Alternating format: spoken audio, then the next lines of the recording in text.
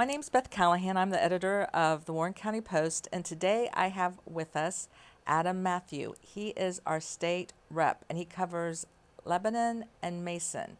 And Adam, thank you for coming.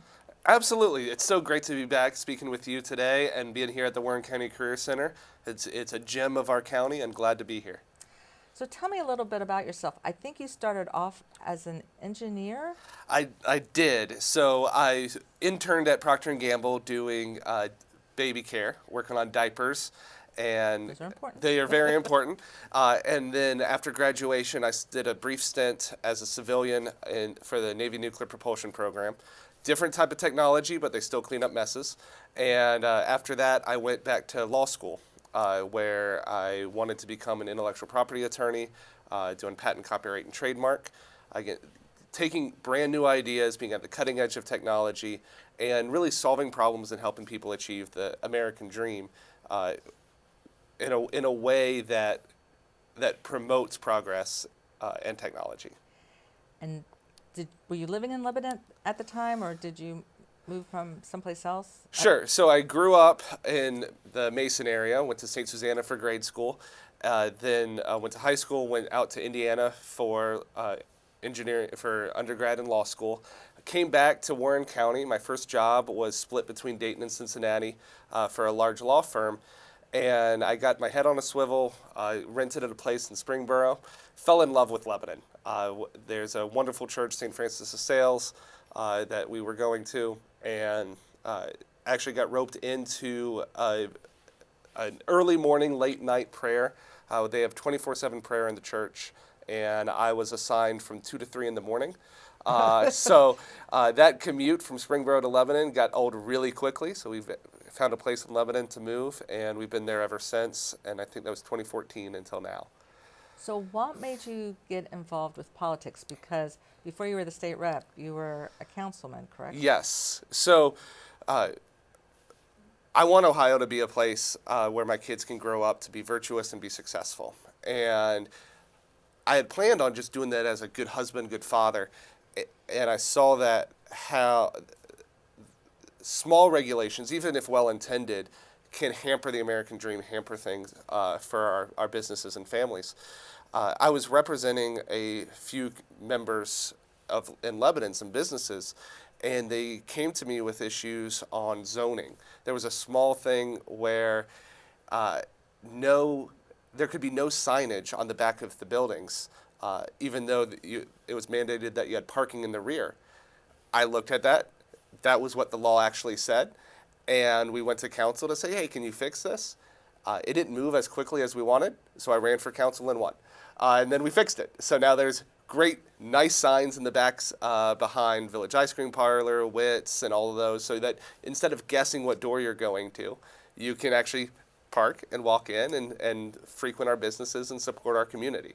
So that was how I first put my name out on a yard sign for general elected office. So then, how did you decide to go from council to state rep? Sure. So on council, you normally are dealing with things like zoning or taxes, and Lebanon has been a beacon of conservatism and success here, and that's why we continue to grow and attract businesses. However, we saw with the government shutdowns of 2020 how much the state has an impact on us trying to live our lives here. Growing up in Mason and serving in Lebanon, I saw how much we needed to take what works in Warren County and promote and protect that in Columbus. There's a reason that Warren County's grown by 14% since the last census, and there's a reason that our voice needs to be heard up there. We have tourism and agriculture here, and the government shutdowns of 2020 needed to have someone that zealously represents our way of life, because things don't work if Kings Island is closed. Things don't work if you can't go to the Golden Lamb or Two Cities Pizza or frequent your parades. And so that's what gave me the drive to take our voice of what works in Warren County up to Columbus. Now, this was your first year. Yes.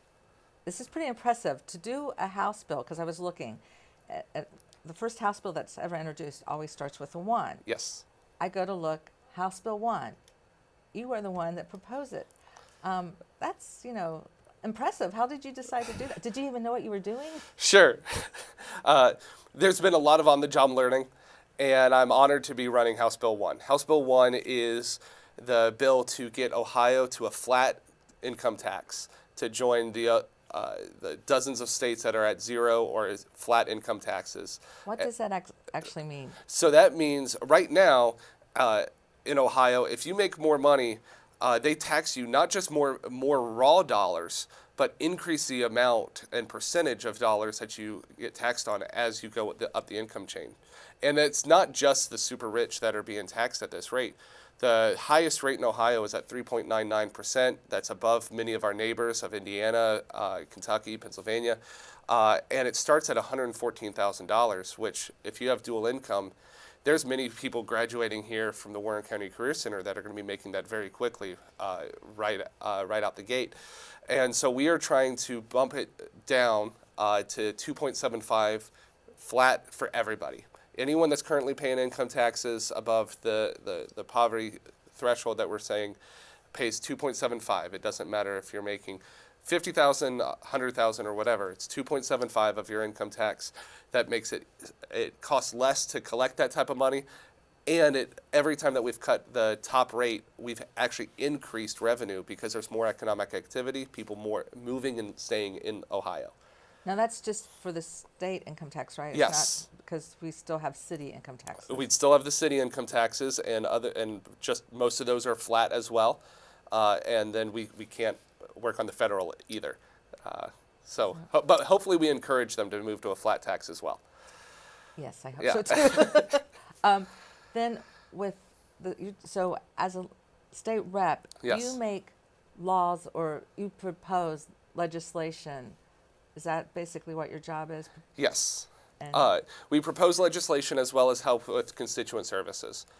So we give proclamations for good things that happen here, whether you're winning state as a wrestler in high school, or ribbon cutting, bringing new businesses here. We've had businesses that had issues with state insurance, and so we help them as well. And we are really working to do those types of constituent services as necessary to help people cut through the bureaucracy that is created in Ohio. And as you said, the other part of what we do is propose legislation, move it through the House, move it through the Senate, and hopefully get it signed by the governor. And we're working through that. Okay, and then you've also done a couple other bills. Yes. Is there the one bill I love? I think it's House Bill 27. Yes. Can you tell us a little bit about that Sure. one? House Bill 27, it's the Higher Education Return on Investment Act. And what it does is creates a simple one-page disclosure that when you go to any of our state institutions of learning, whether it's community colleges, tech centers, or our 14 great universities, you get a one-page form that says this is what your actual costs are, including all those hidden fees. This is the financial aid you have, as well as any tricks that they may have on, well, you have to work 20 hours of community service or live on campus. That's put in front of you. If you take your federal loans, how much your monthly loan payment's going to be, as well as with whatever information's available, what your expected 25-75 income range is going to be, so that you can make a good informed decision of how should I be spending the next 2-4 years, and will this benefit me and society? And I think we've had our first hearing on that. We have our next hearing on it next week. It's going very well, and we hope that we move that forward. Now, are there any other bills that are kind of like hit you in the heart that you would like to see? I Sure. know there's one with something about babies. What was it? Yeah, the baby boxes. Yeah. So Ohio is a safe haven state where any hospital, fire department, police station, if a mother is in a dire situation and wants to surrender a baby with no penalty, up to a certain age she can, and then that child will be put in child services. But there are some women that do not want to do that because they want it to be anonymous. And we have a good number of baby boxes or incubators in Ohio that have been funded, have been donated, and we're trying to make it so that the Department of Health rules are more in line with what's actually necessary rather than being too strict to make them be able to function. We see out every month out of Indiana a baby that's been relinquished and saved this way. Many times it's the firemen themselves that then adopt the children. And so we are working with that, and I'm working with the Representative Gene Schmidt to continue that, to support those baby boxes. And then is there another tax bill that you're proposing? Something Yes. What's that one? So I have one. It's with Representative Santucci to get rid of the marriage penalty on 529s and ABLE accounts. So in Ohio, you can give every year $4,000 to either a 529 for education savings account or ABLE accounts, which are able to support those with developmental disabilities to have income without losing their access to Medicaid or other types of support. However, if you get married, you can also, and file jointly, you can also only give $4,000 to those same accounts. So it disincentivize people to file jointly. And so if you're married, file jointly, we're just changing it to say you can give $8,000, which makes it fair across the board and helps those that are saving for higher education in the future, as well as those that are taking care of those with developmental disabilities. And that one is in the heart. That I think we should help. Well, thank you so much for coming. We're going to do something special since we're here at the Warren County Career Center. You've been so kind to say yes, you would sit down and do Absolutely. an interview, and we're going to have Blake Heil step in, and he's going to take my seat, and he's going to ask you some questions. And Fantastic. Thank you so much. Oh, it's a pleasure. I'm glad to support the Warren County Career Center. Glad to be here with you and to help communicate all the good things we're doing in Columbus and make sure that everyone hears what we're doing in Warren County. We're trying to protect and promote it up there. All right. Thank you. Thank you, Beth.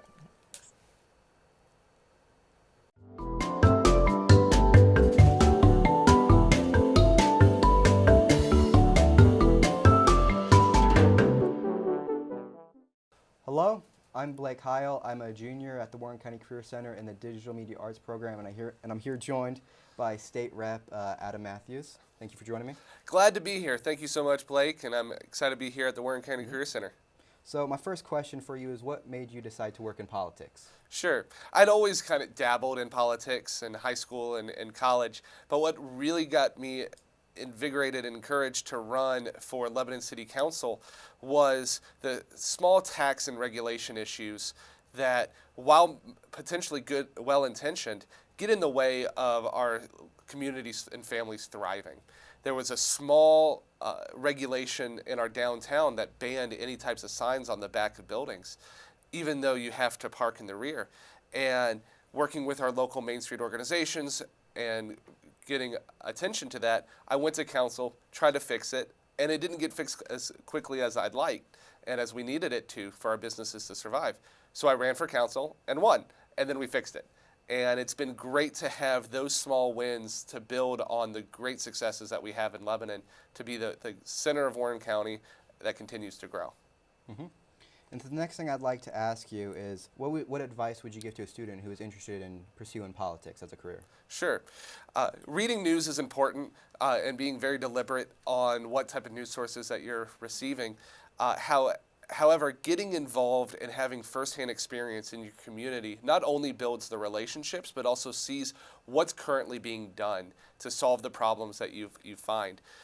Getting involved on local parks and rec boards, your local chamber of commerce, your church or otherwise, has a great impact for not only getting your name out there, but seeing what types of issues the community really cares about and how government, if it should at all, get involved in that solution.